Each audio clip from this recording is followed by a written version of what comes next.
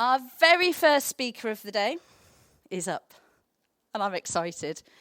Shelley was one of the first people I ever met networking, which is probably, and she won't want me to say this, about 15 years ago. Sorry. And she wasn't everywhere back then. She was just in, like, Solihull when I used to go over there. But I have heard lately she's been called whack-a-mole because she's everywhere. Sorry, Shelley. Somebody told me that this morning, and I thought, I've got to use it. But Shelley's wrote a number of books, and it was one of her first books that I met her, and it was How to Change Your Life in 12 Months. And actually what it did for me was it got me blogging when it was like everyone was blogging. And so I'm really pleased that she agreed to speak today because we've tried to get her at so many events, and she's just whack-a-mole now. So I'm going to welcome to the stage our very own whack-a-mole, Shelley Wilson.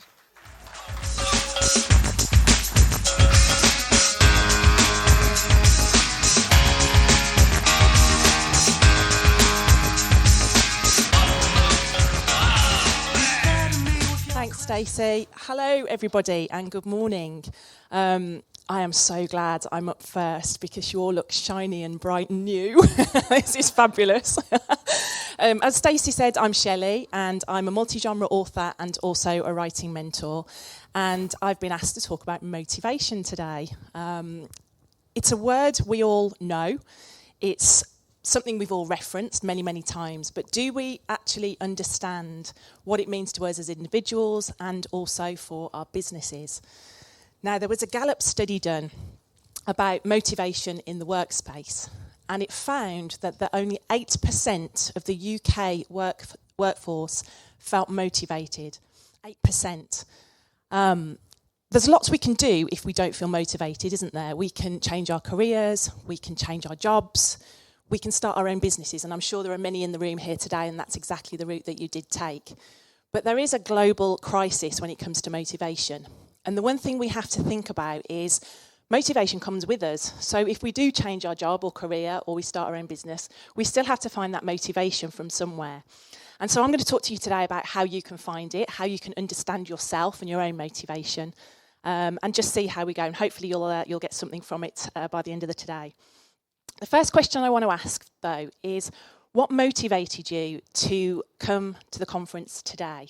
I just want you to think about that for a moment. I'm going to assume that you weren't chased through the front door by a grizzly bear and it was a pure motivation for survival. So there'll be a reason for it. And have a think, and I'll come back round to that question in a little while. But there are two types of motivation. There's intrinsic motivation, which is our internal. So they're our passions. That's what we love to do. What would you get up every day? And even if you weren't getting paid for it, what would you do? So when I was 8 years old, I used to fill notebook after notebook with short stories and bad poetry. And I loved writing so much. I knew one day I wanted to be an author. I had no idea how I was going to get there. I didn't know the process. I just knew that that's what I wanted to do. I could always be found with my nose in a book or in a notebook. And so that passion to write was like deep within me. If we forward wind 40 plus some years, we get to me now. And now I am an author. I know the process that it takes. I know about publishing industry. I know how to get a book to market. So I've got deadlines. My publisher sets them, my editor sets them.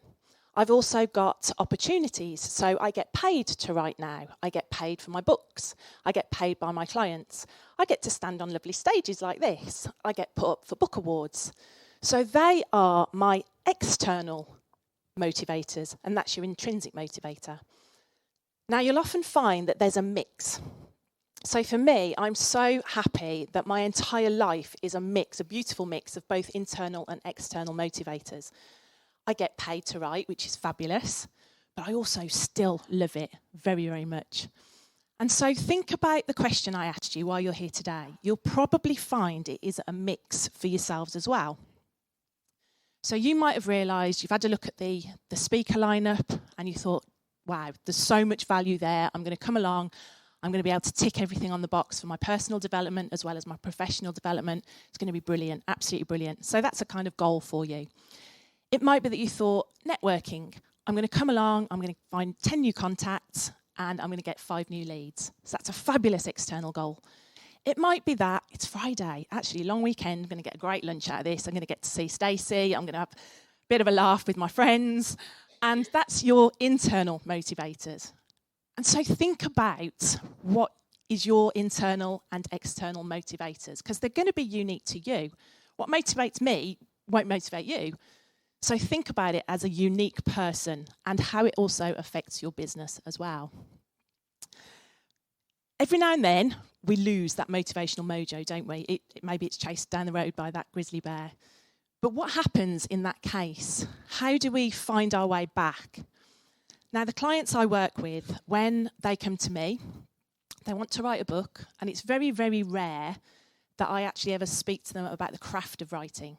It's always their motivation and their mindset. That's the stumbling block for them. They know what they want to do, but they worry about it along the way. So I'm going to share with you today the 4 key factors that I share with my clients that make the most impact for them. And the first one is a plan. You've got to have a plan. And in my world, that's an outline, a book outline. So I work with my clients, I brainstorm everything they've got to do with their book, and we break that down into chapters so they know exactly what they've got to work on and when. One of the things they struggle with the most is having that blank screen syndrome. So you know you've got to write something and you're looking at that screen and you're like, no, words gone, don't know, can't think of anything. And that's what a plan helps you. It motivates you because you know what you've got to do. You've got that tick list to follow. You've got that roadmap. And that's a really powerful motivator in itself. The second is a routine. And this can encompass the where and also the when. So for me, I know that I have to block my writing time into my diary. And that tends to be right Wednesday afternoon and a Sunday morning, I get to write. And that's motivation enough for me because I'm like, right, I can get to play with words and chase myself down all sorts of avenues. So that motivation is really helpful, having that knowing when I'm going to be writing. Where can also have an impact, and this might resonate with a few of you as well. So I have a lovely office at home, and that's where I work day in, day out, and it looks out over the garden, it's all very pretty. I've got my cat running around doing maniac things. And I can write there, no problem at all, and I'll write my non-fiction books and my blogging and everything else. But when it comes to writing my fiction, I struggle. I struggle to be in that kind of work environment, if you like. Now, I write for young adults, so I'm talking like Vikings and werewolves and vampires, so it's a bit difficult being in that work environment. So I'll grab my laptop and I'll jump in Snoopy, who is my camper van, and I will head off somewhere and start to write somewhere else. Now, the book that came out last year was a Viking novel called The Last Princess, and I wrote the entire thing in Starbucks. Not in one sitting, it was like over a few months. But yeah, it was. I needed that change of space. I couldn't do it at home. I just couldn't find the motivation at all. But getting out and finding that new environment just changed everything, and it really, really helped me. So I always do that, change where I'm working. So from your business point of view, that might be that you could go co-work somewhere or with somebody else so that you're changing where you are. And it's a powerful way to sort of motivate you if you can. The third one is my favourite. It's accountability. We all need a bum kick every now and then. And I work with my clients on an accountability basis. So my coaching clients, I have a call with them every single month. And we set goals, they're writing goals, and we work through all sorts of challenges. And I'm going to tell you one of the biggest accountability factors for me. And I might inspire you all here to jump on board as well. But every November, there is a competition that I take part in called National Novel Writing Month. I don't know if any of you have heard it. And it's where you write 50,000-word novel in 30 days. And it's massive. This like 700,000 writers take part in it. So I've signed up for the 9th year this year. I have hit the 50,000-word mark 6 times so far, so I'm hoping for a 7th. And it's a fabulous way to make me be accountable to writing that first draft. Very, very crappy first draft, but a first draft. I know I've got to write 1,667 words every day for 30 days, and I'll get that winner's certificate. What I also do is I go out and tell my audience. So I've splashed it all over LinkedIn, I've splashed it all over Facebook. I'm doing Nano this year. Everyone I know is going to hold me accountable.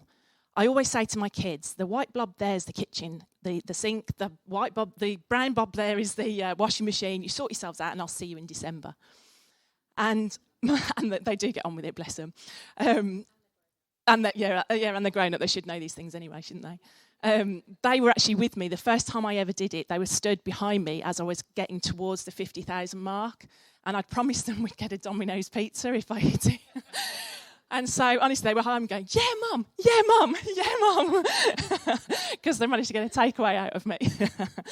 But yeah, from an accountability point of view, that particular programme is just brilliant. Now, I'm not saying that you have to go to those extremes, but have you got a colleague or a partner that can act as your accountability buddy and help you to stay on track? Because when your motivation is rock bottom, it can be really helpful to have somebody to just cheerlead you as you're going on. And then my last point is positivity. So this is another one that's quite funny for my clients, because we set a goal each month, and it might be, right, I need you to write me 1,000 words for the next chapter, and I'll see you next month, and I send them on their merry way. And then they'll come back to me the following month, and they look all despondent, and they'll go, I only wrote 500 words. And I'm like, well, that's 500 words more than you had last week, so brilliant. But they are still really, dejected about it. And then 9 times out of 10, I'll say, what else have you done?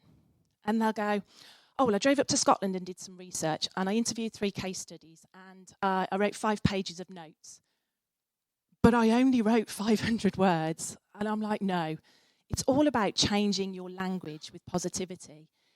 Don't focus on what you haven't done. Focus on what you have done. That is a massive motivator in itself. And so that's one of the top tips that I do share with them. And eventually they'll get there. But they do need the bum kick along the way as well.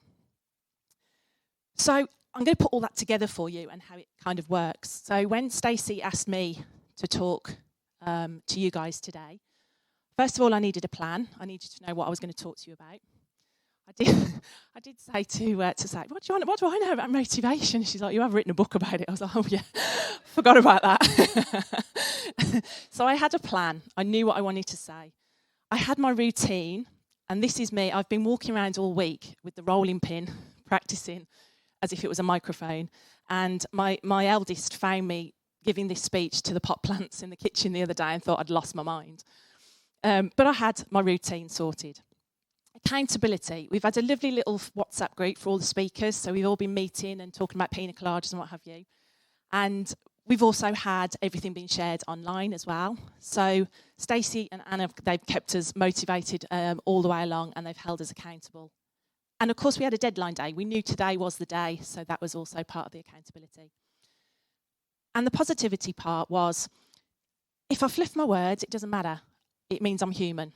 If I manage to get off this stage without breaking a bone, that's a win. So that's the positivity of the event today as well. So I'm going to leave you with one final thought. Action doesn't require motivation. Motivation requires action. So what action steps can you take either today, tomorrow, next week, next year that will bring your business forward and have that business success that you crave? So I hope you've managed to take something away from that today. I would love to hear about your motivational triggers and stuff, so do find me today. But I hope you've enjoyed that, and I hope you have a fantastic afternoon as well. And thank you so much for listening. Thank you.